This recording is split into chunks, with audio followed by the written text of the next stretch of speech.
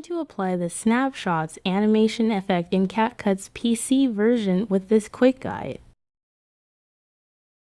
We'll demonstrate using this sample video clip.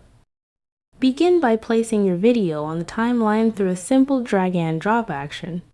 With the video clip selected, navigate to the toolbar and open the Animation tab. Within the In category, browse the available animations until you locate Snapshots. Apply it with a single click.